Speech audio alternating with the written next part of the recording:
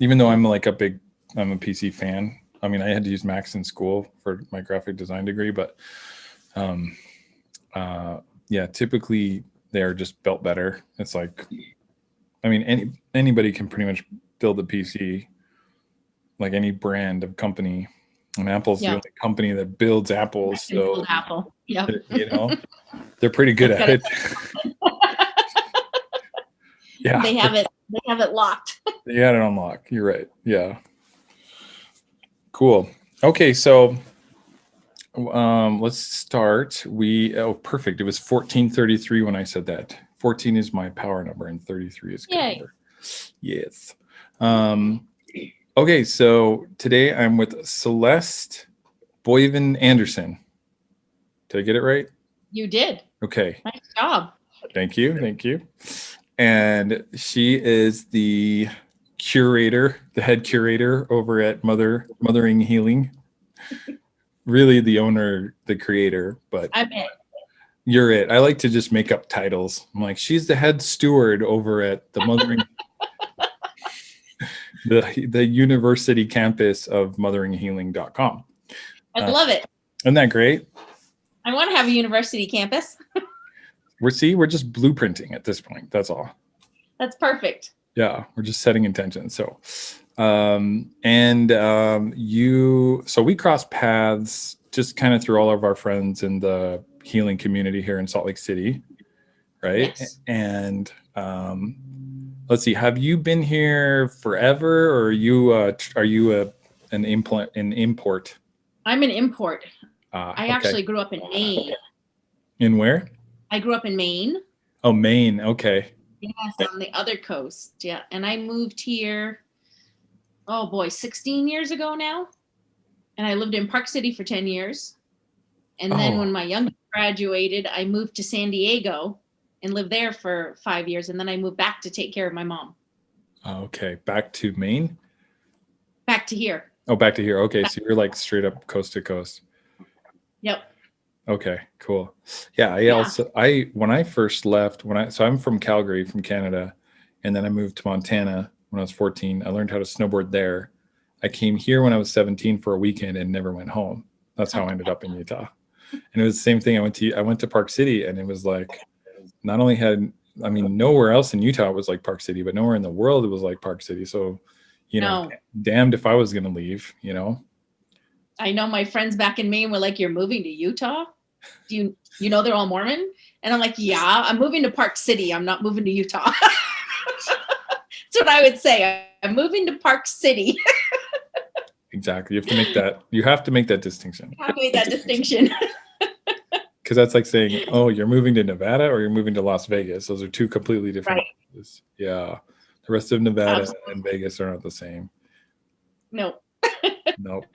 And Park City is definitely the Las Vegas of Utah. That's what I used to always say. Yeah, that's funny. What year did you start? When did you land in Park City?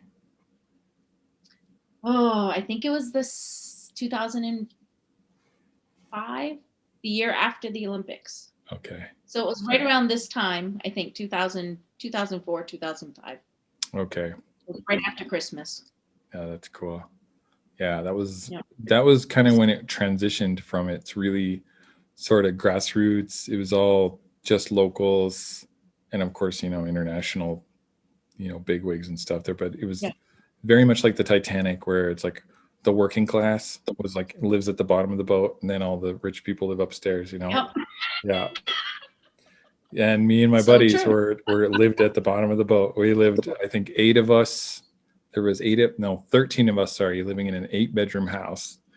And then there was like a couple that had dogs. Like it was just a circus. I mean, and we drank back when I drank. This is when we drank almost every night. And, we all were just typical snow bums, just riding as much as possible, partying as much as possible, sneaking in enough work to just pay rent and eat. And that's it. Yep. Get by. Sound familiar? Well, I had it a little bit different than you, but I had 4 kids to raise, so I did a little more working than I did skiing. Yep. So they were partying and you were running. Right? No, I was smart. Good. See, I made all of my children learn the restaurant industry and come to work with me. Oh, So cool. one of the most famous sayings was, "Can I have this weekend off?" Hell no, you can't have a weekend off. That's our busiest time. I need you with me. You're the only one I can trust on my staff. Uh-huh. Right. Weekends and holidays, My right? kids basically worked every weekend. Exactly. When everybody else wants to chill, that's like when you have to be at the restaurant, you know? Yep. Which restaurant did you work at? Oh my gosh, you really want me to start naming them? So many. Yeah. Maybe we worked at the same one at some point because I was in food and beverage for like 7 years. So many. Okay, so Wasatch Brew Pub, Squatters. I worked at Wasatch Brew Pub. Blind Dog, Mm-hmm. St. Regis. Oh my gosh, I'm going blank. I can see it. Butchers. I'm like, I can see it. I can't. I remember when they opened. Butchers? Yeah, I remember when they opened up. Wasatch was my favorite. Wasatch was my absolute favorite. I loved working for Greg. Greg was amazing, and he was so much fun. And that was probably one of my favorites. Yeah. Mm-hmm. And then of course downstairs, Cicero's. Yeah, good old Cicero's.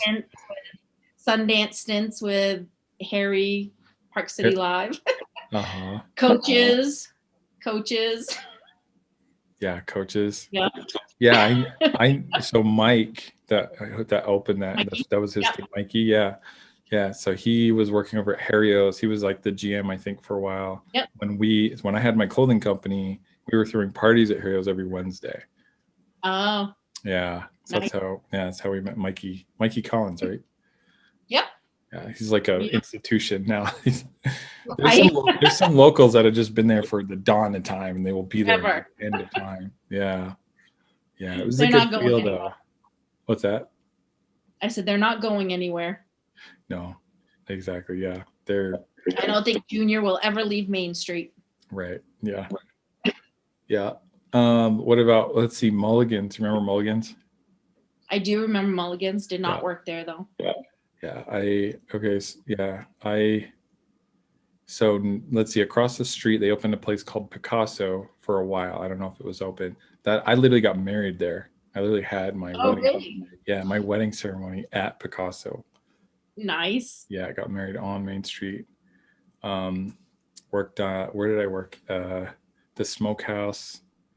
I mean, a bunch of restaurants I can't even remember. I think I worked at 350 Main for like a week, and it was like, this is way too high level for me. I was like, I can't chill here.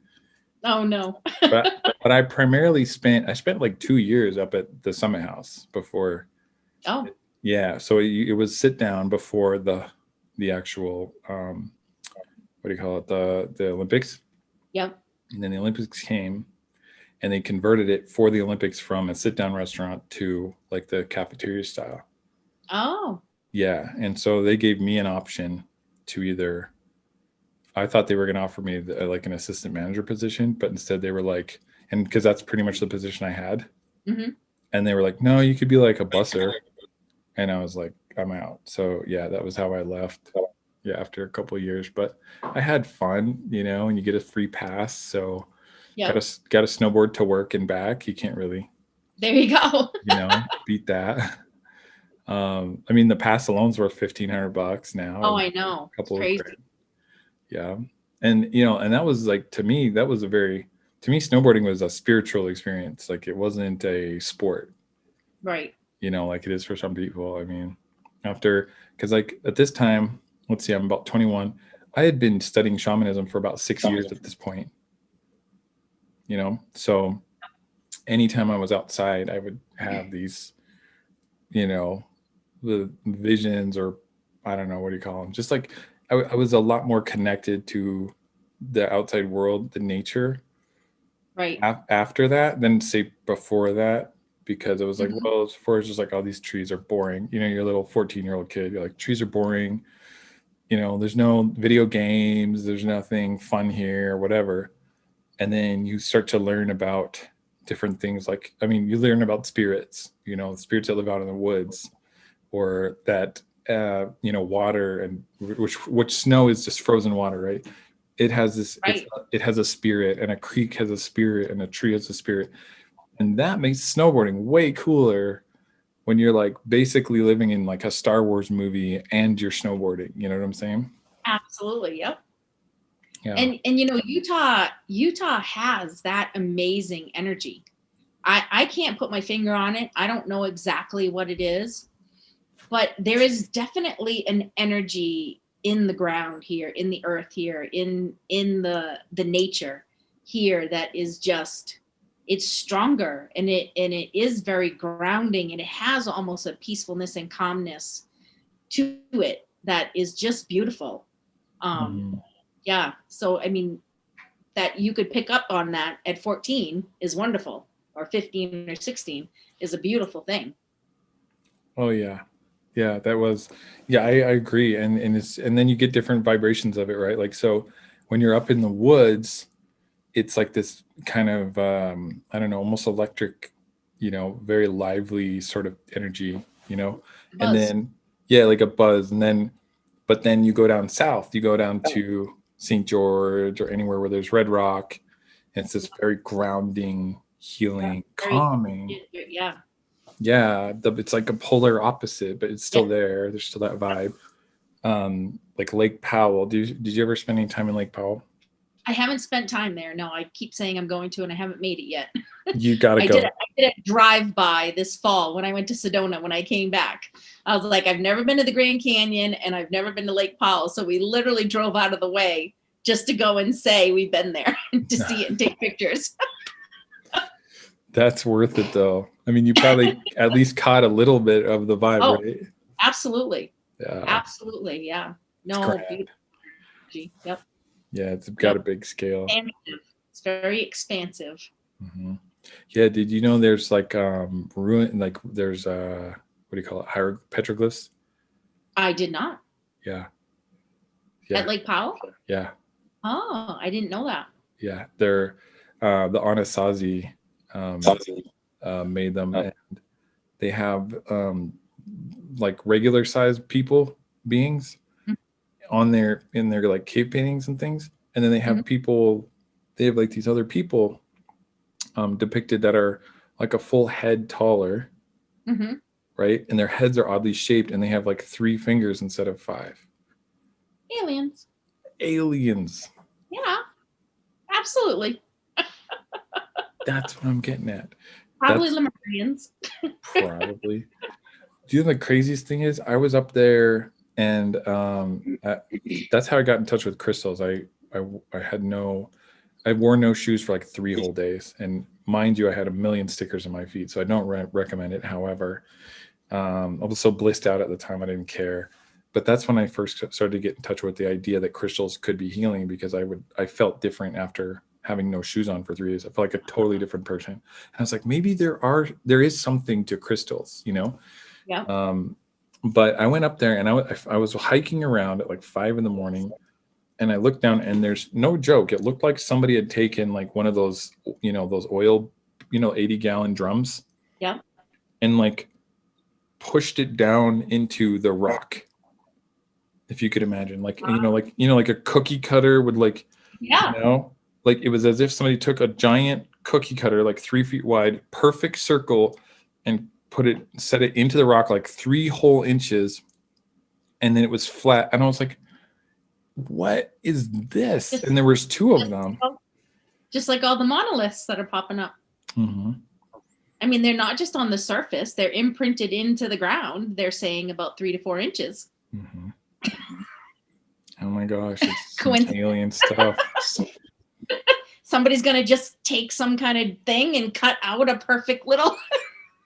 It did make sense, yeah. And it was crazy because the edges weren't sharp either. Right. They were like worn, so it's probably, I mean, it could have been there for 20,000 years or something. Who knows? That's awesome. Yeah, yeah. That's where I got my very first staff as well. I found one down there, and I've had it for about 10 years. And that's a whole other story, but there's definitely some magic down there. What's that? I said, I bet it has some good energy. It did. It was like my messenger. It literally says deliver the message on it.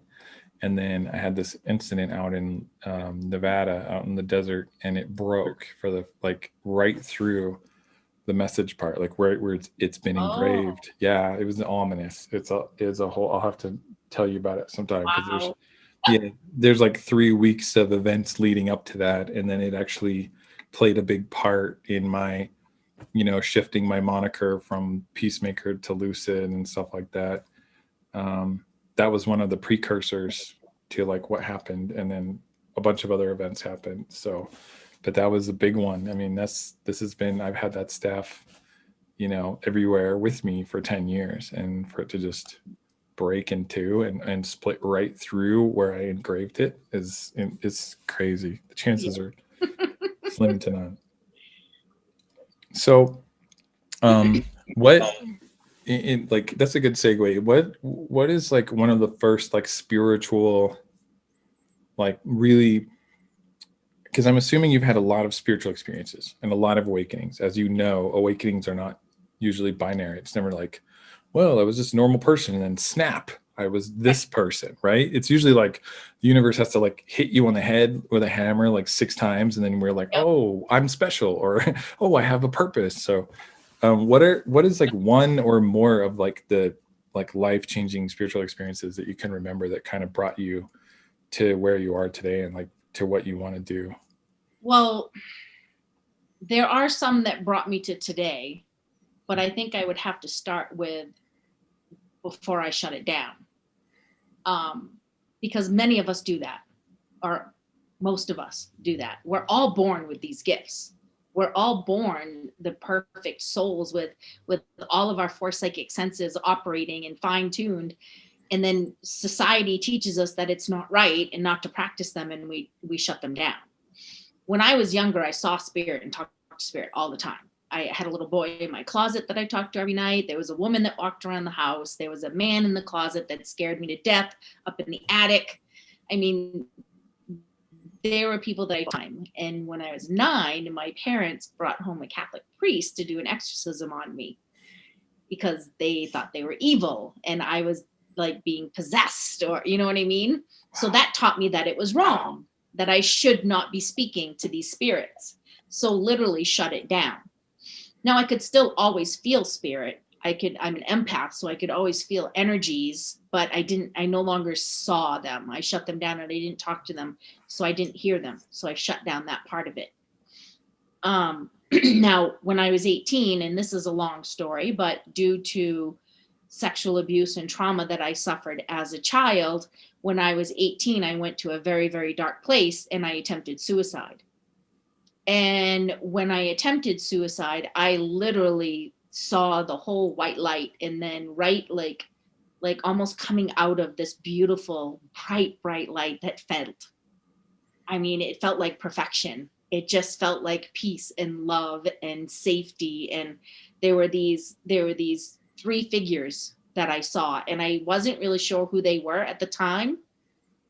But they said to me, "We know you're in pain, but you have so much more to do with your life." And at that moment, I made the decision to come back. And now fast forward to still dealing with years of depression and anxiety and not knowing who I was, and just bouts of suicidal thoughts my whole life, trying to heal from all of this trauma that I'd been through. When my youngest graduated high school, I moved to San Diego, or I should say I ran away to San Diego, because her last 5 months, again, long story, the year before I had what I call a year from hell. And I had 6 surgeries in 8 months, and it basically put me on my back. I couldn't work. I was in so much pain throughout my entire body. I was on so many different painkillers. I was on Oxy, I was on Dilaudid, I was on Valium. I mean, just so many painkillers. And those suck to get off. Yeah, I don't even know if I was coming or going, to be honest with you. There are things that my kids tell me now that happened during those 2 years, and I'm like, what? I don't even know how I functioned. But I know that it put me in a very depressed state. And I was trying to hold it together, but I really felt like there was no way I was going to get out of this. I couldn't see how I was ever going to get out of pain. I couldn't see how I was ever going to work a job again. And I thought I was going to become this huge burden on my children. So once again, for the first time, not only was I thinking about suicidal thoughts, but I was actually trying to plan a suicide. Mm-hmm. And luckily I had a friend in my life that helped me see that I needed to get out for me. And I went to California. And when I went to California, this was the first time in my life that my life was just about me. And it hurt like hell. I cried my eyes out every single day because I left my kids. Like, I'd never been away from my kids for more than, I think, 7 days. And I bawled my eyes out every single night because it just broke my heart that I felt like I abandoned them and I left them and I wasn't there for them and I missed them. But I knew I had to take care of me. I knew that I was on a last leg here and I had to figure this out. And I used to always tell people, I had like cycled through a whole bunch of different religions. I was raised Catholic. My ex-husband dragged me into the whole Mormon thing for a couple of years. I checked out the Protestant religion. I checked out the Baptist religion. And finally I was like, I'm done. And I would just tell people I'm spiritual. I believe in something, but I don't know that I believe everything all you people are trying to shove down my throat. Because to me, especially being a parent, all the stuff that all of these religions were telling us about all of the fear, all of the scare, all of the hell, all of that stuff. I'm like, as a mother, there is nothing any of my children could do that would make it so that I do not completely 100% still love them. Yeah, that's powerful. That's extremely important to remember. They might disappoint me, but I'm always going to love them and they're always going to be welcome in my space. So why would I think that a God that is supposed to be my father, my mother figures, why do you want me to believe that they're going to cast me out? Didn't make sense to me. So I was like, I'm done. Yeah, there's supposed to be this omnipotent energy, power, knows all, the alpha, the omega, and yet if you don't love them and own it and proclaim it, you go to hell forever. Right. If I sleep with somebody outside of marriage, I'm going to hell. If I have a baby out of wedlock, I'm going to hell. If I steal a candy bar out of the store, I'm going to hell. Do you know what I mean? I'm like, none of this makes sense to me. It was all about fear-based. And I did not, from as far back as I can remember, I do not come from a place of fear or anger. You know what I mean? Like, that never set well with me. I always wanted to look at the bright side of things. I always wanted to see another perspective. So I would always tell people I'm spiritual. So then I'm in California about 6 months, and I had met someone, and they introduced me to a massage therapist who was wonderful. And mind you, this is the first massage I've ever had in my life. No, second, because I didn't want anybody in that space. But it was a female. And right away, we started talking about my daughter and the connection that my daughter and I had, and how I really feel like we speak telepathically and we're on the same wavelength. You know what I mean? We started talking about all that stuff. And she's like, Celeste, I got a church that you have to go to. And I was like, no, sorry. I'm done with church. She's like, no, really. You're like, that's the other C word. Yeah. Like, I don't do that. Right? I don't do that right now. She's like, trust me, you need to go check this church out.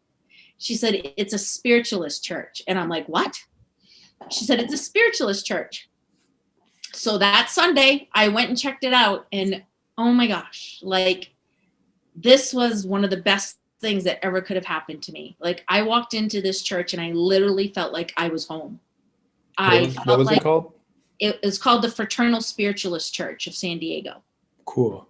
And this, at the time, she was 85, 84. The reverend, the head of the church, the head pastor, she was this adorable little 84-year-old woman that just gave these absolutely beautiful messages to people. I mean, she would just hold your hand and just look at you and look at your soul and just give you these wonderful messages and tell you all about your life. And it was a church that she believed in Christianity, never went to a religion herself, but she believed in Jesus. She believed in the Bible. She read it all the time. She used to say nature was her church. Growing up, she grew up on a farm. So it was based off the teachings of Jesus, but one of the reverends was Jewish. We had a reverend that was a lesbian.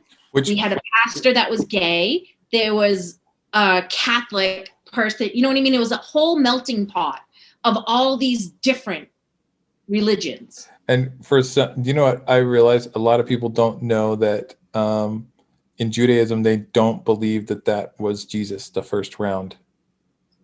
They don't believe, because they were around for like 5,000 years before between the Old Testament and the New Testament, right? Yep. And so I actually had to explain it to some of my friends, and they were like, what, really? I'm like, yeah, that's kind of the whole thing. Like, that's kind of where a lot of the beef comes from. So to say that there was one there was Christians and someone speaking Judaism, to have all under one roof is kind of a profound statement. Right. Yeah. So, I mean, it was just amazing. And being there helped me to begin my healing process. So for me, that was even though I had little experiences throughout my life. Oh, and I did leave out that when my daughter was born, she was so gifted that I didn't want her to ever feel the way I did. So I started delving into it a little bit more, just trying to help her so that she would keep her connection and not lose it. So I had all of these little experiences, but for me, finding that church was truly like my real awakening for me. Like, this was where I really started to delve into who I was and finding out who I was and healing myself and working on myself. And then I just I spent the whole time I was there taking as many classes as I could on everything that I could find. Like, all of my spare time was just in taking classes and doing mediumship circles and attending this church, and it was amazing. But for me, that was what really set me on the path to where I am right now. What year was that? Like when you went first? That was 5 years ago. Oh, cool. Yeah, that was 5 years ago. Yep. And then how far apart? So that was like, so you could kind of call that your second big turn, right? On your path. Yeah. So when was the first one? The first one was more when I actually did try to commit suicide. Mm-hmm. When was that? That was in 87. Okay. In 87. Okay. And because that was really the one that kept me here, because those 3 words, or not 3 words, but that statement, you have so much more you have to do in your life. That stuck with me, and that made me hang on to the thought of, well, this can't be all I'm supposed to do. Mm-hmm. Like I always felt like I was a good mom. I really felt like I gave everything that I could to my children, to my family, but I still felt like, but there's more. There's got to be something else that I'm supposed to be doing. I always had that feeling. There has to be something else, because those words and what I'm doing with my life right now didn't resonate. You know what I mean? You get that feeling. You get that inside feeling. It's you. You get those goosebumps. You get, all of it. Well, it wasn't until probably 2 years of being a part of that church and beginning to step into my mediumship and beginning to step in wanting to teach and guide others, where I really realized this is what I'm supposed to be doing. So it wasn't an overnight thing. Oh gosh, no. Right. I think a lot of people have that conception or idea that it is an overnight thing, and it's usually not. So many people think it's an overnight thing. Mm-hmm. And even my students that take my Weekend Awakening classes, mm-hmm. it's so interesting to me, because they take the classes and it's so beautiful to sit there and to watch, because I can see as their light gets brighter and they step into themselves even more, mm-hmm. and they start learning that they can receive these messages from spirit and they can share them with others, and you can see their energy shift, and then they leave and they don't use it anymore. Right. A lot of them, you know what I mean? Yep. And that's why I started to realign my business this year, this mm-hmm. Purpose Through Authenticity, to help people realize that it's not just about that weekend. it's about stepping into yourself and carrying that through into everything that you do. Mm-hmm. I agree 100%. Yep. That's actually, and I want to just, I'm really interested. I really want to take that weekend, by the way. I want to take that class. First What do weekend in you call it? February. A training? When is it? It's the first weekend in February. First weekend in February. Cool. So what day? Weekend awakening seminars. I think it's the 5th and 6th or 6th and 7th. I'd have to look it up. Is that Thursday, Friday? I know I'm It's a Friday. It's the Saturday, Sunday. Oh, okay, cool. Okay, that helps like get it in people's minds on their radar and stuff. They're like, for some reason I need concepts like in stages. I'm like, okay, it's a Thursday, Friday, and then I have to be like, okay, which week, and then okay, how far is it from now, type of thing. And that helps me get it down into that consciousness, because I mean, I'm sure you experience this too, but yes. Not only do like creative types have that sort of thing, but then, with social media, we have so many things being thrown at us all the time. And then we've got friends and family, we've got holidays, it's like, well, where is that in relationship to, somewhere between New Year's and Valentine's Day, right? Like those are like the hallmark days. And then of course, your average pagan's like, oh, is that a full moon or a new moon, or like what eclipse is happening? So absolutely. Yeah. That helps kind of mark it down on our calendar. So, and then what are you doing for like pre-registration for that? Are you taking a certain amount of people, or how do you usually do that? Well, yeah. My ideal class is usually about 16 people, but right now because of COVID, I've had to cut it in half. So that's why I'm doing them a little more frequently. I've been doing them like every other month right now because of that. So I've been keeping it right around 8. Okay. But yeah, if anyone wants to pre-register, they just have to shoot me an email at motheringhealing@gmail.com. And all the information about my class is on Mothering Healing on my Facebook page, on my events.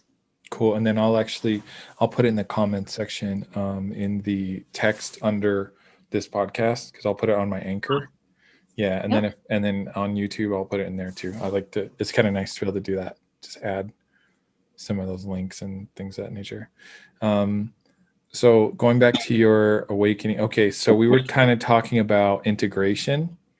Mm-hmm. So you were saying, so people have this awakening, which kind of goes back to like, it's not an overnight thing. So people, they have their weekend, they have their powerful movement, whatever it is, some sort of epiphany. Do you find that people tend to think that they just integrate everything and it just like, oh, like I had this experience and now from now on, things will just be different?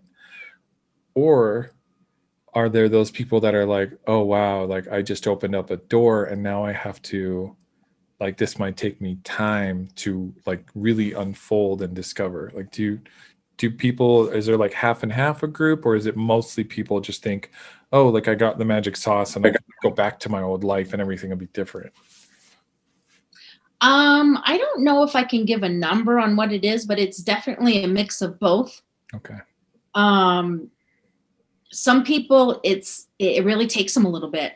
They really have to sit with it, and one of the things that really fascinates me is that so many people think that once they do it, like everything's going to be there for them. You know what I mean? And like everything in life, Zoe, everyone's journey is going to be different. Right. And it's the same thing with this process. It's the same thing with the awakening. There are no two people that are going to have a journey that is going to be the same. Each person's awakening is going to be individual for them. And that's what I try to get people to understand, is that you have to stop comparing you to the next person or you to your friend. Your journeys aren't going to be the same. They may be similar. They may have parts that are very much the same, but the way you open up is going to be individual to you. And if you can just step into that and just accept it and embrace it and allow the flow the way the universe thinks that you are ready for, then you will not stop it. But when you sit there and you're like, oh, I want to be just like her, I want to be just like him, and why can't I do that? Then you block it. You literally stop that energy and shut it down because you're trying to be someone else instead of just allowing your energy to be you. Church. Absolutely. I agree 100%. Yeah, that's really powerful. Yeah. Attachment is also what I hear in there. It's that Yep. attachment to it being a certain way or looking a certain way. And But I understand. Oh yeah. I understand because we've been brought up in a society where everybody's been stuffed in these boxes and told, you know, I mean, we have schools where everybody has to dress exactly the same and they have the exact kind of homework and the exact learning style and you know, and we have jobs. Same measurement system. It's one ruler, right? It's like one ruler for everybody. It's like, okay, by this age, you need to have this, this, and this. You need to have acquired this property and this vehicle and this many kids and married. And you should have a brown car and a brown house and a brown suit and a brown whatever, right? Kids. Brown grass, two and a half kids. That always got me, 2.5 kids. And a dog. And then if you don't fit in, there's something wrong with you, right? Right. Right. So we have to help people break down all of those barriers. Sure. We have to help people let go of all of that systematic thinking and understand that it's none of that matters. The only thing that matters is how you're feeling in this moment, what is coming to you, what's awakening in you, and embrace it and have gratitude for it and sit in it and allow it to just flow. And then you can easily move to the next step. But it's so funny to me when people are like, I want it all now, because I don't. I am glad that I am still learning. I am glad that some things are still coming to me because it gives me joy and it gives me excitement and satisfaction. And I know that I still have life to live because I believe that once we know it all, we're not going to be here anymore. That's when we pass on because we don't need to be here anymore. And I like living right now for the first time. And you know what I mean? I spent the first 48 years of my life not wanting to live. I'm looking forward to the next 50. So I'm not in a rush to know everything. Well, and I'm glad you brought that up because that's the whole like theme of this podcast is it's called Mixed Metaphysics for a reason. The whole first season was I was just driving my car. I just wanted to get it done, right? Because I know sometimes being part Libra, even though I'm a Cap, I'm part Libra, and I'll get excited about stuff, and then I'll like forget to commit to it. So, you know, I was like, I got to get 10 episodes done. So I just like knocked those out. But after it was like, well, I don't want to just talk about what I'm interested in, even because it'll come up. But I'm like, I want to keep learning. That's why that, you know, if I were to do a podcast about building websites or graphic design or something like that, that's awesome, but it's kind of limited. Mixed Metaphysics gives me an opportunity to talk about the things I've discovered, but then it gives me the opportunity to bring in awesome people like yourself to share your message, and then I get to learn that, like I get to stay the student, because that's really the most fun. Even though being a teacher is a blessing, I can remember that, I mean, after high school, I was not a fan of school, but like when I was after high school and I was like, I went to graphic design, like I chose to go to get my degree in graphic design. I chose to go to impact training. I chose to go to, you know, go see this shaman or that shaman or go do this plant medicine or whatever. When I was choosing into my education, it was so much fun. It was so amazing because I was like empowered. So as far as not wanting to live, I totally identify with that. I've had more than one occasion where I just didn't want to be here. And then on the swing side of that, there's been so many times where I've just got to experience like the absolute magnificence of this dimension, you know, on a level where you can't put it into words. And that part I've noticed only seems to be there when I'm out learning something. But when I've quote unquote figured everything out and sort of mastered a domain, a lot of the sort of like magic kind of fizzles. You know what I'm saying? Yeah. So I totally understand. I used to call myself a jack of all trades and master of none because I would get really excited about something and I would want to sample it and learn about it, but then all of a sudden I would be done. And for the longest time I would stick with things, and then I wasn't retaining anything, and then it would start to have a negative, you know what I mean? A negative feeling when I would go, and I'm like, no, I have to stop. When I'm done, I'm done. So I learned that when I'm done, I'm done. You know, if for instance, I did all the Reikis, I was halfway through my Reiki master, and I'm like, I'm done. And my teacher was like, what do you mean you're done? You can't be done. You're almost done. You have to finish. And I'm like, nope, they're telling me I'm done. So I'm done. And I finished. And I probably had, you know, I think it was 2 weeks left, the things that I had to do with her to finish it. And I didn't. Yeah. And she still texts me every once in a while. And she's like, are you sure you don't want to finish? And I check in and I'm like, nope, I was done with that. So I've tried to learn to that. I'm listened to that. You know what I mean? But in the course, I have literally dabbled in so many different things. And it's kind of fun because when I used to do energy healing, I've studied a few different modalities, the Reiki, the Arcturian healing method, the Bengston healing method, Qigong. But when I would do a session, people would say, do you do Reiki? And I'd say, I do, but I can't promise that's what I'm going to use when I work with you. Mm-hmm. I use whatever they tell me to. You know what I mean? It's just listening. It's surrendering. It's surrendering to that higher power and trusting that we're just a vessel and they're going to allow us. They're going to do what's right. You know what I mean? We just have to follow. Mm-hmm. Yeah, they call it the hollow reed, right? Yes. Mm-hmm. To like allow it to pass through you. That's really cool. That's one thing I really loved about Reiki was it seemed like, even though I'm a firm believer that anybody can do it without training, training sure made some things easier. Mm-hmm. That was one of the teachings, was like, what if we didn't have to direct it? Like, what if I wasn't having to put in all this effort? Like, what if all I did was like sort of allow my personality, that's what they call it in like certain types of shamanism, right? They didn't have a term.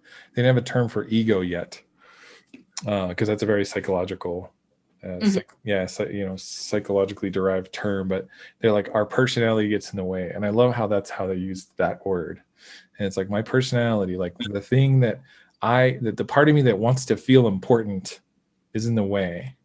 And if I can put that thing aside and just let my body be the channel and let my spirit and source do what they do naturally, it's like you just turn it on and off like a faucet instead of having to direct it and things of that nature. So that's, I'm a huge promoter of that idea.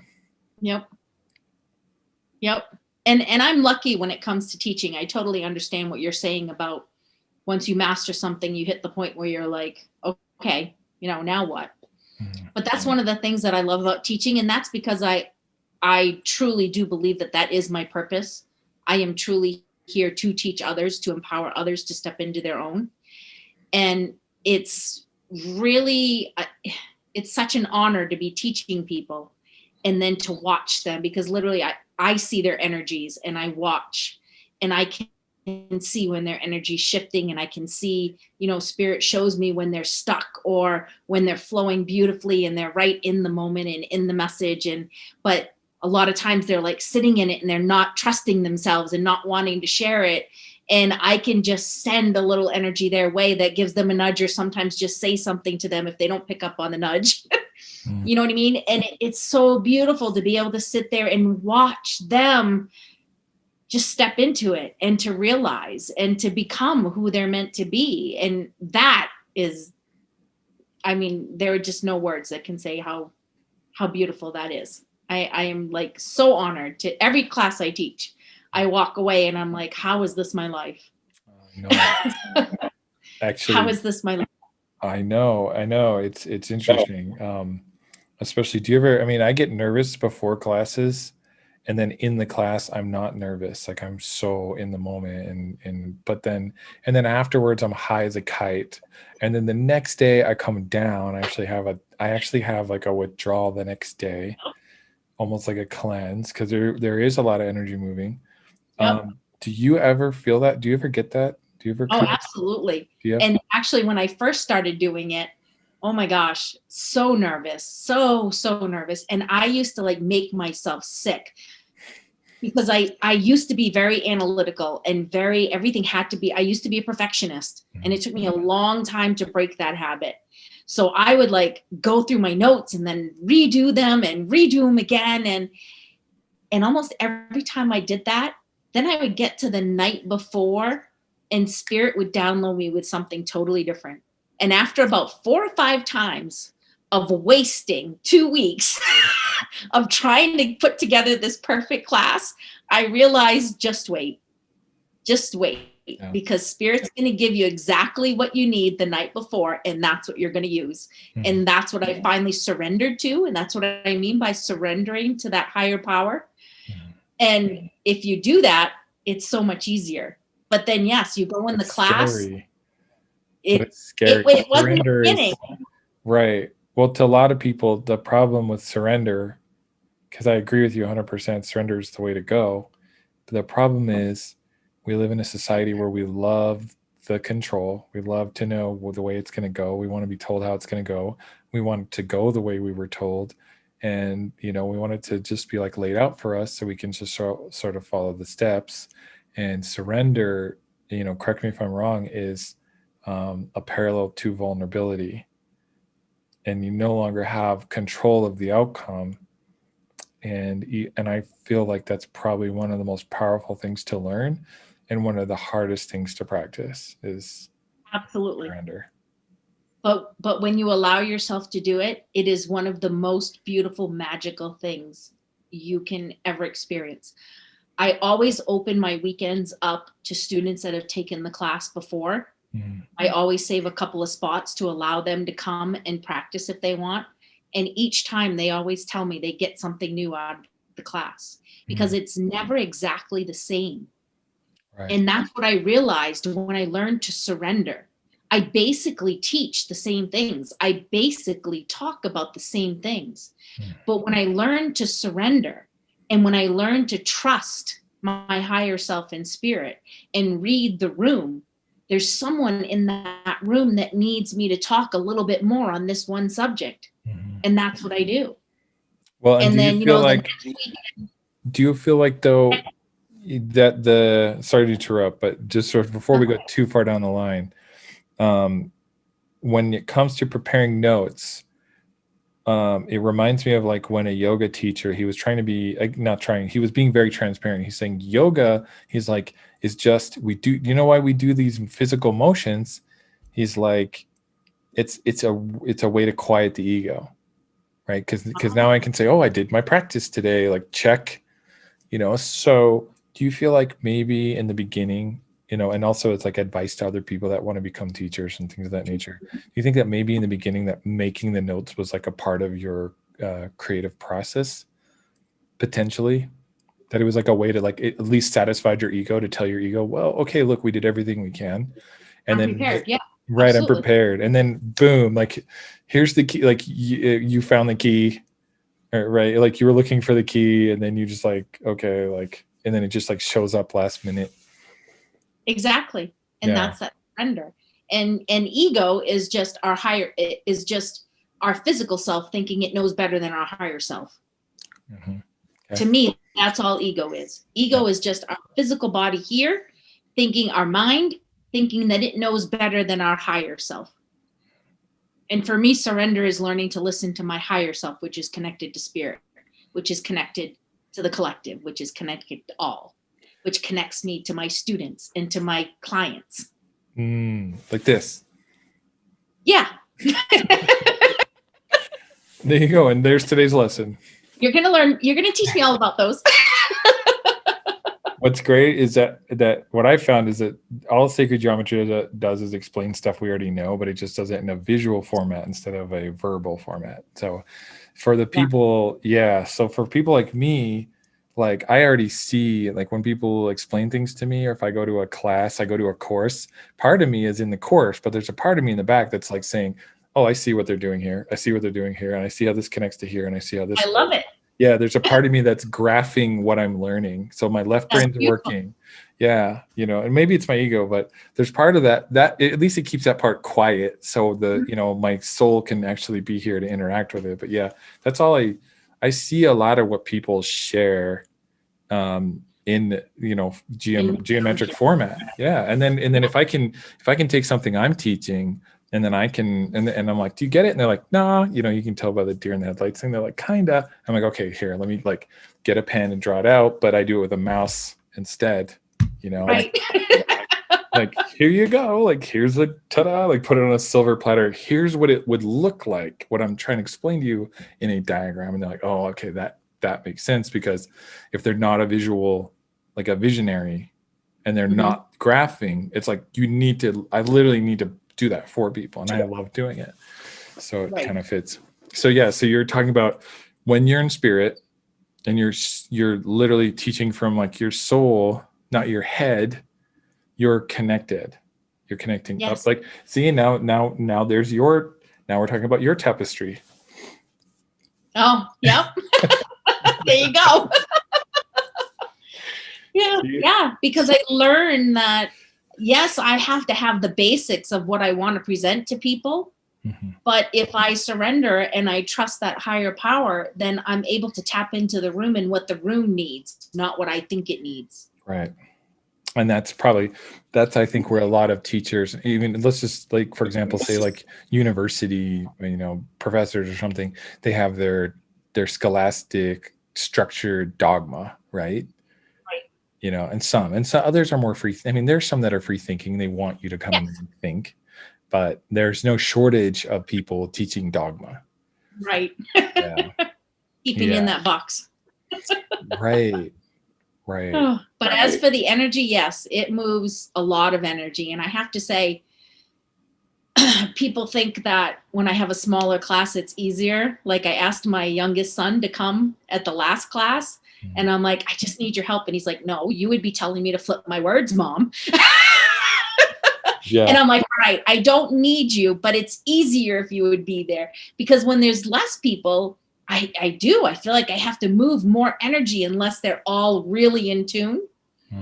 You know what I mean? Because I am literally like every exercise we do, I'm like trying to send energy to help them connect a little bit more and connect with each other. And it can be very exhausting, but it's also quite exhilarating. It is so exhilarating. But I always leave Monday off the day after a weekend, because I know I am going to be like laying in my bed all day, just a zombie.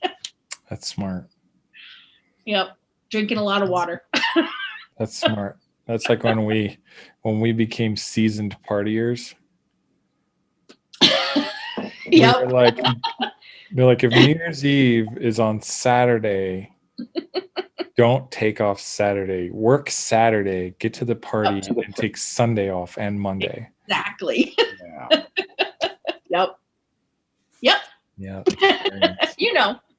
That's another reason why you want to have teachers, is because we tend to have experience. Like, we're not better than other people, but we've been down the path more than once, you know? Right. It's I think do you listen to Sadhguru ever? I'm not familiar. He's pretty cool, dude. So he long story short, he had this huge awakening, and he used to be like this like millionaire guy in India that owned like this bunch of these construction companies, and then he just sort of gave it all up and became a spiritual teacher.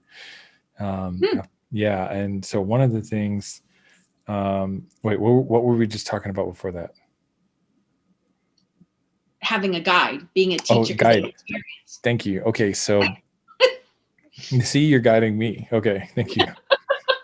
Anytime. Perfect segue into this. So he talks about, he's like, okay, like the GPS system in your phone isn't like your God, right? It's not your boss. It's not your owner, right?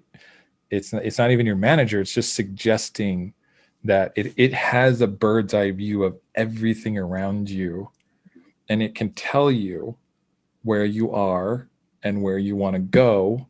Now you can choose to listen to it or not, you know, and that's that's the attitude that I like. I mean, I like that metaphor, but that's also the attitude I have when I teach. It's like, I'm just offering, like, we have scouted the territory, sometimes voluntarily and sometimes involuntarily. We have ended up in these situations before, whether we liked it or not. We lived to tell the tale, right? We lived through it, survived it, and now I'm here to offer you this bird's eye point of view, this perspective, and I'm here to advise you. But at the end of the day, you're the one who decides which way you're going to go. Right. Yeah. So I love that. That's like a, spiritual GPS in a way. That's what teachers are good for. Absolutely. we just guide. I tell my students all the time, take what feels right, throw away the rest. Or put it aside for later, because maybe later it'll be right for you. All of a sudden you'll be like, oh, that's why Celeste said that. Yeah. Shelf it. Exactly. If it's true, it'll show itself as truth. Yep. If it won't, it won't. It may not apply to you. It may be something you learned in another lifetime. Right. It may be something you don't learn for 20 years, and you'll be like, Celeste warned me about that 2 decades ago. You got me. I'm glad I hung on to it. Yeah, got to put it on the shelf. Yep. Didn't just throw it out, but yeah, I think that's the cool part about what do they call it? Self-verifying truth, or altruism. Mm-hmm. Yeah. Yeah. So you have this class. So you're going to start in February. How many more are you going to do after this? Well, the program, the Purpose Through Authenticity program, is 2 mediumship weekend classes. So there's weekend 1 and weekend 2. Weekend 2 delves into really fine-tuning the 4 psychic senses.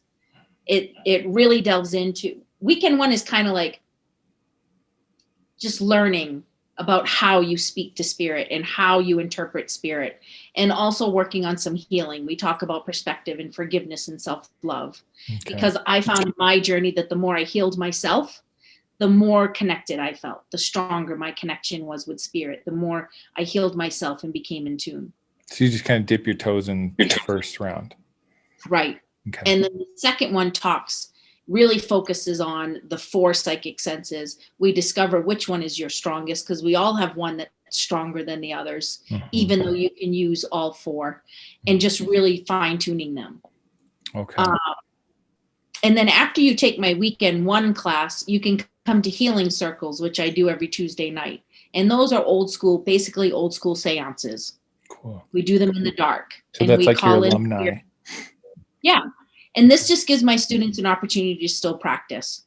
Plus, I call them healing circles because they are very healing. Which goes back to what we were talking about as far as like, it's so funny that you mentioned that. The 2 things that we've mentioned, I got today while I was driving around talking to myself. That's why I asked you. So one of them was the thing about God, the thing we were talking about. I was like, if I have to force you to love me, that's not love, right? Like that's psychopathy. That's a threat, right? So that's not love. That's not unconditional love if there's conditions on it. Exactly. Second, the other thing was talking about how the thing that I want to integrate into my Reiki is the Peacemaker's Creed, which I never shared with anybody until last month. And it was like, I've been living by that code for like 7 years, and it took me 20 years to procure that. But what it occurred to me was, I think it's, if you have that talent to be able to step out of the way during the Reiki practice, that's great. But without some sort of code to live by between practices, right? Between sessions, like how are we living? Am I like, okay, I'm going to do my Reiki practice today, but tomorrow I'm going to go back on my Coke bender, and then, maybe rob a couple banks on Tuesday. And then, you know what I'm saying? Yeah. Not that it's wrong, but it's really tough. It's really tough to stay in a space of spirit if, 6 days a week, I'm just indulging in everything my ego could possibly come up with. So that was the thing that came to me, was practice and self-discipline. That kind of separates the people from the recreational healer, that thinks it's cool and cute. And then the straight up like wounded healer that doesn't want to be healer, but doesn't fit in anywhere else in the world. And it's just like, okay, like whether I like it or not, this is my freaking purpose. And I guess I'm going to have to deal with this. And on top of that, I'm going to have to be the best one I can between now and the day I perish. Like, to me, I've personally encountered many of both, and it's very apparent which ones are which. I agree. Yep. Yep. If some are healers in practice, and some are healers like when the lights are on and they're on stage. Yes. And it's amazing. And it's the same thing with everything. It's the same thing with mediums and mediumship. And it's all about how much practice. And I tell this to my students. I always felt like I was a jack of all trades. I always felt that I was meant to just dabble in all kinds of things. And now I know why. It's because I am meant to teach. I actually had a reading after I decided to put this program together. I had a reading from someone, and the last thing that she said to me was, "Oh, Spirit wants you to know you're here. You're supposed to teach the teacher." And I was like, "Oh, thank you. That's confirmation that what I'm doing is correct." So I kind of needed all that experience. But I tell my students all the time. That's how you write. You got to gather. Yeah. Right. Those are different. The different chapters make the book, right? Yeah. And I always tell my students, if you feel like your purpose is to be a healer, then practice every day, study everything there is about healing, and you're going to become better and stronger and more in tune. If you feel like your purpose is to be a medium and just to be that conduit of messages from Spirit to others, then practice every day and study and connect and do it all the time. And you're going to get stronger and stronger and stronger. That's the way it works. I love that. But yeah, it's hard. And that's why part of why I felt nudged by Spirit and finally gave in, because I had 3 students in a row bop in and made me realize that they were learning and they were doing wonderful. But outside of the mediumship weekend and my healing circles, that was it. They weren't incorporating it. They weren't continuing it. They weren't realizing that this is something that can be used in their life. It can be used in the job that they do now. It can be used with their family, with their friends. You know what I mean? You can be in tune and still listen to that guidance from Spirit. It's not meant to just be it's not meant to be a circus show. Right. You know what I mean? That's not what it's meant for. Each and every one of us has these gifts inside of us, and we are meant to use them and tap into them and to live through authenticity. I agreed. 100%. 100%. And it does make a difference over time. I can't think of how many businesses I've owned, for starters, and second, how many that they didn't take up much time. Like they weren't like, a huge draw for me. Like I did them because they were convenient or something for a time being. But had I like placed somebody in charge of that and it had just been running in the background for the last 10 years, there's a few of those that would be running, that would be like grossing $1 million or more a year, because there would have been some sort of level of consistency there. Or had I just taught one class a week all year long online, whether people came or not. This is where things get dicey for people, but I believe in this. And that's like the Dave Matthews Band. They played the same bar every single night for like a year or 2, I can't remember. And they didn't care if they had an audience. They were there because that was what they wanted, right? They were making music because that was their soul's purpose. And that the fame was sure, I'm sure they didn't, hate the fame, but that wasn't their driving force. So many times had I just been disciplined in my own life, that like I've wanted to do is teach full time, I would have been there already, So I'm starting on that path now. Like this is my new commitment. Right then. Right. What's that? You had some more things that you had to learn and work through before you got there. That's all. That's what I tell people. Don't knock that you didn't do it then. It just wasn't right then.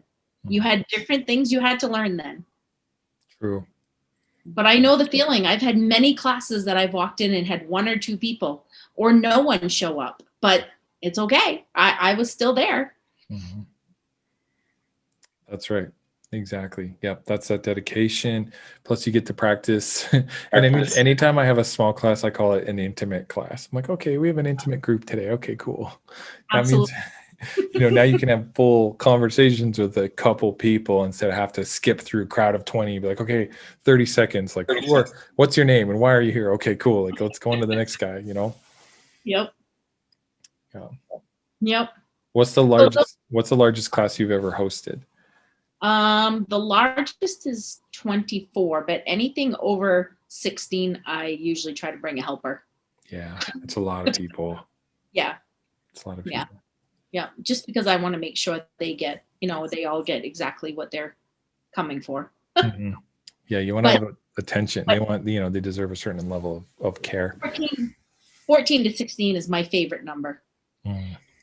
It's my favorite number. I've done a couple like private ones, like girls' weekend. You know what I mean? They planned a whole weekend and it was just like 8 friends and all getting together and wanted to do it. And we did it for the weekend.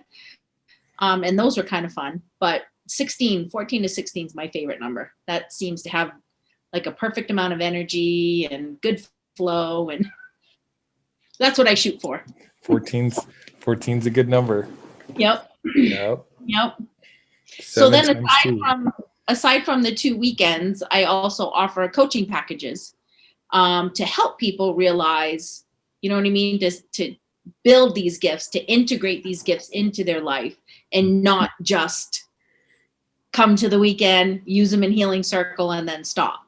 You know what I mean? I want them to integrate them and to carry them forward. I want them to look at what they want to do with them. Do you want to become a healer? Do you want to become a medium? You know what I mean? Do you even want to work in this field? Mm-hmm. And if they don't want to work in this field, how can you use these gifts and integrate them into your daily living now so that they're still continuing? And have you found that there's different types of people gravitate towards the class than they do the one-on-one? Have you noticed that there's a difference? It's about half. Is it? It's about half, I would say. About half are like, oh my gosh, I got to continue with you. I want to learn more. I want to continue the journey. And some are like, I just wanted to check this out and see what it was like. And I'm really happy I took it and I learned so much, but they're not ready to step forward. You know what I mean? They think they have to change their whole lives and you don't. Okay. You know what I mean? So that's good to know, because some people might feel discouraged that not all their people want to go from like a level 1 to a level 2, or not all of them want to do like a private one-on-one. Like I get it when somebody wants one-on-one time versus to be in a group. Yep. I get that, because some people, they need things explained to them in a certain way, and you can't really get that way in a group. Yep. But yeah, so don't feel bad if not everybody wants to sign up for a lifetime subscription, lifetime subscription. Yep, absolutely. Because it's not, and sometimes people just need to see you for that one weekend. This is the funny thing about light workers, energy workers, people in this business, is too many of us get offended when someone wants to go see somebody else instead of me. Amen. They're like, right away, they're like, what's wrong with me? I know I'm really good at this. I've done the work. I can heal you. You know what I mean? And that's not what this is about. We all have a vibration that we carry. And people that are going to be attracted to me and lured to me aren't necessarily going to be attracted to you. Mm-hmm. And vice versa. And that's the way it's supposed to be. That is the natural flow of things. Takes a village. Yes. The whole idea. I mean, it's extreme. I pity the fool that has to teach me everything that I came here to learn. Right? That poor person, because that's at least 50 lifetime lessons of stuff between getting clean. Me too. Reiki, sacred geometry, how to be a bad dad, how to be a good dad, how to be a crappy boyfriend, how to be a good boyfriend, how to be a crappy cook, how to be a good cook, how to be bad to myself, how to be good to myself. That's a lifetime of information. Like, why would any one person want that responsibility? I'd much rather that much information and experience and like heartbreak and healing, be spread over a 20-year period, with a bunch of people, because no one person would even, I think, want to go through all that with me, I mean, it's a lot of work. It's a lot of energy. So I 100% agree. There's some, it's like some, like Brinley and I were talking about this, like, single moms are going to value her experience more than mine. Young men are going to value my experience over hers. It's not personal. And when this idea of competition comes into play, there's 8 billion people on the planet. That means we need at least 4 billion healers, right? At least. Or a billion working overtime. Like, where does this like idea that we're playing hungry hippos for saving souls? Like, I don't know where that even comes into play. That to me is just ridiculous. It's just so counterintuitive to what a healer would want. But it comes down to self-worth. Yeah. It comes down to self-worth and knowing your worth and realizing that those that are meant to be part of your journey are going to find you. You know what I mean? And you can't get upset when somebody goes to someone else. You have to be grateful that they're actually going to someone. Mm-hmm. Because that's where we want to get, is where everyone can heal and begin that journey themselves. And even if everybody wanted to come to me, there's no way I can help everybody. Right? There's just some people that they will never identify with my struggles, and vice versa, like as much as I try. And there are some people, no matter how much they want to see me, I don't feel I can help them. Mm-hmm. And I have to send them to somebody else. Yeah. It's like, I honor you. Thank you for feeling like I can do this, but I really think you'd be better with this person. Yeah. That takes wisdom for sure. It's yeah. And that's the community I want to try to create. And that's another part of this whole program is, one more thing. After you finish weekend 2, then I do another thing once a month called Flip Your Words, Flip Your Life. And that is going to be like an Abraham Hicks style gallery like session where people can come in, audience members can come in. We'll call a couple people up one at a time, talk about a certain thing that's going on in your life and see if we can flip that perspective for you and make sure that you're thinking about it and carrying it through on the right vibration to attract what you want. And then the last 30 minutes, students of mine that have graduated from the weekend 2 class will then do public message bearing and give messages from spirit to the audience. And that's another opportunity for them to be able to practice. Cool. And then lastly, I want to just develop this community of people that have awakened, that are like mine, that want to help others, that I can refer others to. So I just want to create this whole database of my students and what they're doing, whether it's in this field or not. I mean, can you imagine you're trying to buy a house? Wouldn't you like to have a realtor that is in tune with their intuition and their senses working for you to find a house for someone that doesn't necessarily know you? Right. I mean, wouldn't that be kind of a nice feature? You know what I mean? Yeah, they know what you're looking for. If you're trying to invest your money, wouldn't you like to be working with someone that intuitively is using their gifts and maybe trying to find the right places to put that money? Yes. So not just people that want to be a healer, not just people that want to be a medium, but people that are integrating it into their life and allowing it to make their life better for themselves and those around them. Right. Right. Because whether we like it or not, it's like it's integrating into, we are integrated, right? I mean, we tend to tribalize, I guess. Now, some people think that's a bad thing. Some people think it's a good thing. I just think it's just who you have in your tribe that makes it a productive or an unproductive, association. Yes. And like, what are our motivations? If my motivation is to create abundance and not just for myself, but everybody around me, that's great. You know, it's the, hey, let's get together and like hate this other group. That's not the stuff I'm down with. So that's where tribalism goes south right there. I have no time for that. I have no time for that. No time for that. I am all about each and every person showing up exactly where they are, because where you are right now is exactly where you're supposed to be.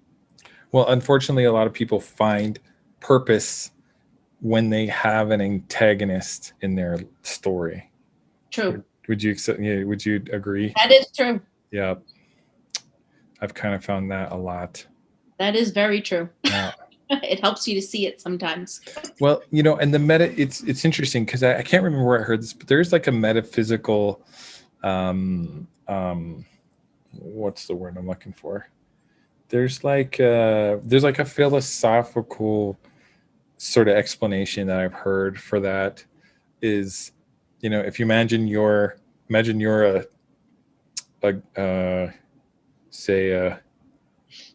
a gray circle floating through gray space.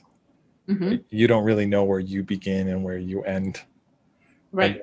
And then all of a sudden you butt up against a yellow circle. And now you have defined yourself. Like you now have an edge. Yep.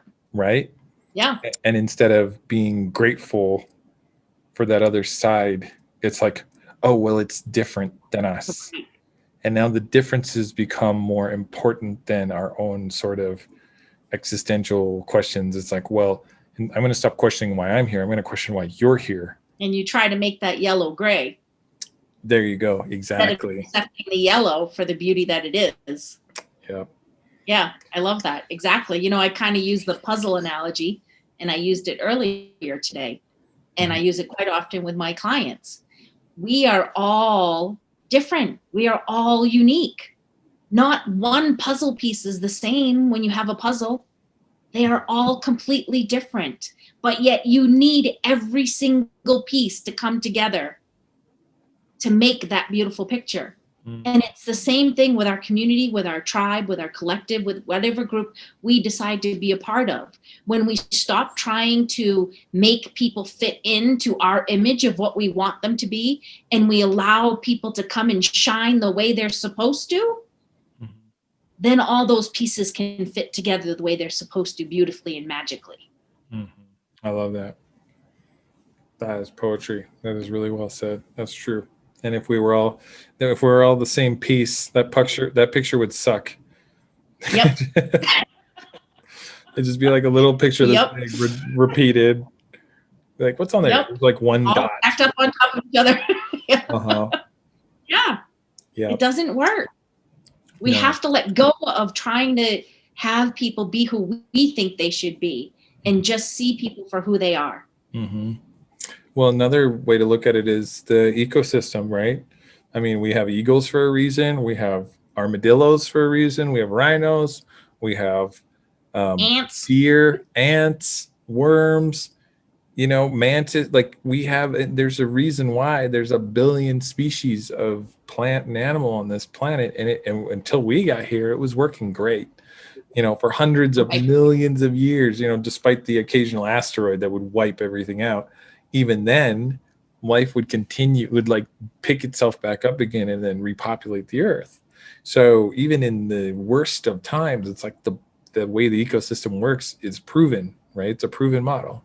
So, but it survives through diversity. It's like if the world was just grass, then it wouldn't really survive, right? If we just had lions, right, there'd be no food chain. So, you know, instead of cursing the ants, you know, or cursing the eagles, it's like just accepting that we all have our place in the ecosystem, you know? We all have our purpose. Yeah, and just be grateful that you turned out to be some badass unicorn or something like that, you know? Just be glad you didn't. Well, you know, so yeah, they are. I think in spirit, I think people show up as other different animals, though, you know? Right. Like people who like prey on the innocent for a living, those people are vultures. That would be a crappy. You know what vultures have to do to eat? that's disgusting. They have to like put their head in like rotten carcasses to like pull out Yep. terrible things.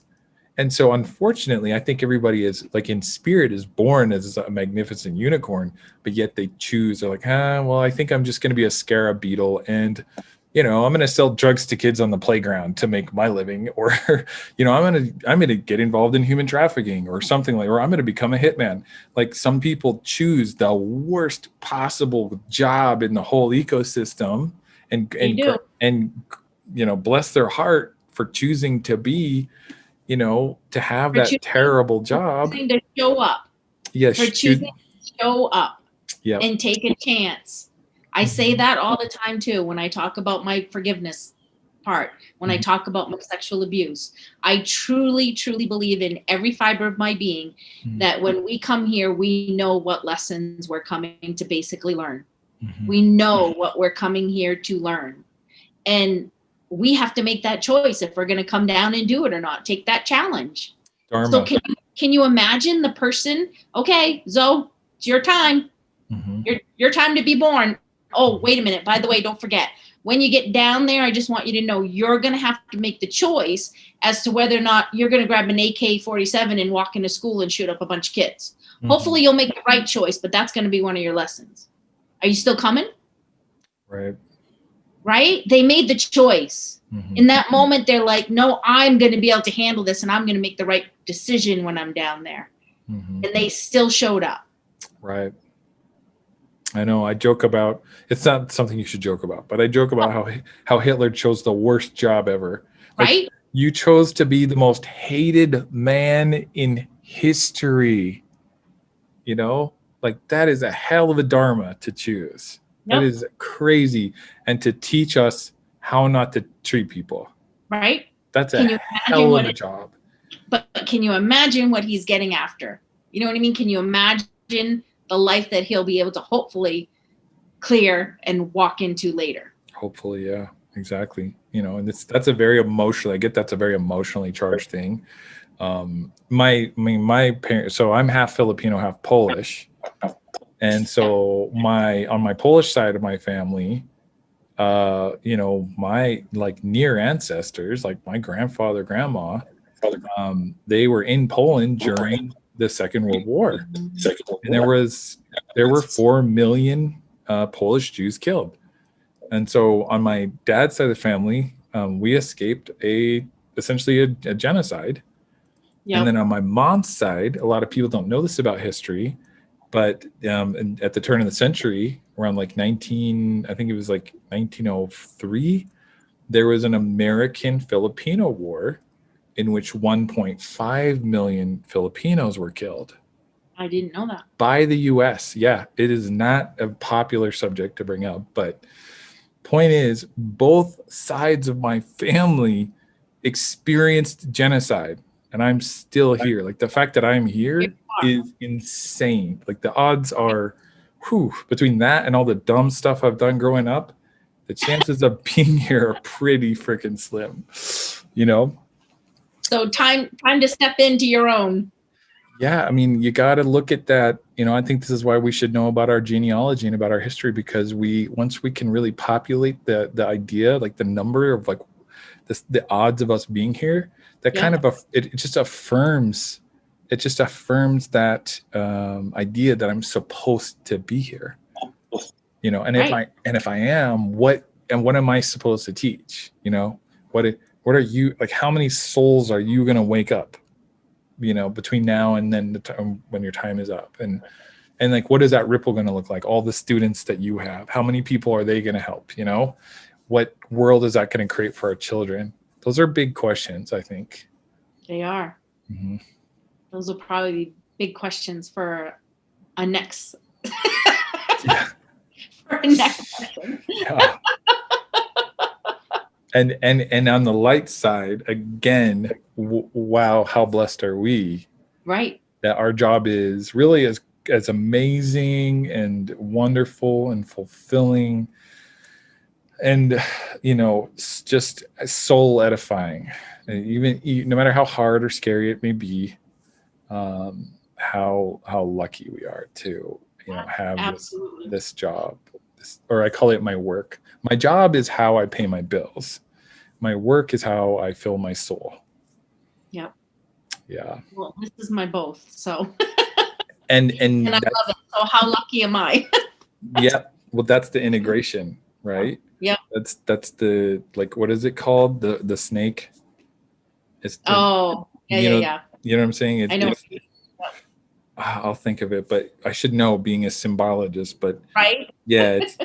But no, I say that all the time. I mean, I've had some tough clients where they've left, and I have just, it's taken me hours to release. You know what I mean? And I can just feel the heartache and the pain. But I wouldn't change it for the world. I am so honored in what I am able to do now. Absolutely. Every single person that I work with, it's amazing. It's a blessing. That's awesome. Well, cool. So do you want to wrap it up? Should we wrap it up? We probably should. Okay. We've been chatting a while. I know. How long have we been talking? It has been an hour and a half. Yeah, 90 minutes. That's easy. No That's how these things go. Have you seen Joe Rogan's podcast? They go for like 3 hours. Oh, I know. On average. So yeah. I wish we all had that kind of time. Right? Yeah. And I heard he does 3 a day. Oh my gosh. Wow. Yeah, a day. That's why he has like 2,000 episodes, because he just like racks them out. So yeah, bless his heart for being able to sit in front of a microphone for 9 to 10 hours a day, you know? Right? Yeah. Yeah, that's a lot. Thank you so much for being, you'll be the second guest in the second season. I had Corey Sartori and her husband come on the other day. They're recovered addicts, and now they're running something called Holistic Wellness. So I'm going to have them, and then, but it'll be the short version, because that ended up being, it was good, but it ended up being really long. So I'll have that, and then I'll have us, but because I won't have to edit this, I think I'll just upload it. And what I'll do is I'll upload it as a whole, and then we'll take out some sound bites that we can use to share with people. Because we got a couple of really good, just 1 or 2 minute discussions that I think are going to literally change people's lives. So this one will go up first, just so you know. Okay. Yep. Okay. Well, thank you so much for having me. And course. I'm so excited you're going to come to my class. Yeah. That's awesome. I'll just tell myself 3 more times, like, what day is it? Okay. Yeah. All right. Got to get a babysitter. Okay, cool. Sweet. And then I'll have my Google Calendar. February. And then I'll have a Google Calendar, and then I'll hire a small man to come in, like in Paradise Island, to be like, hey, boss. Am I going to have to keep sending you reminders? Probably. January 6th and 7th. Okay. I should know that, because my birthday is January 2nd. It's only 5 days. No, it's. Oh, no, February. Days. Sorry, February 6th and 7th. February 6th and 7th. Okay, so it's like 35 days. Cool. Okay. Yeah. Well, thanks again for being on. Okay. I'm going to sign off, guys. Thank you. Metaphysics. You're awesome. You're an amazing person. Thank you for finding you and sharing you. And last thing, I love, okay, well, first of all, I'm glad that I got to share the Phoenix with you, because you're absolutely deserving and you give it a great home. So if anybody out there is like, hey, haven't I seen that Phoenix before? Yeah, Zoe made it and has now gifted it to the great Celeste. I love it. Thank you so much. It fits you. I love it so much. It does. So yeah, thank you for that. Thank you for just like working with me and everything. It's been a real pleasure. So I'm excited for us to get your next step of everything going, getting your, I don't want to spoil it, but all the stuff we have ready for you coming out soon. I'm excited. Me too. Say that. Yay. Okay. Love ya. Thank you. Bye.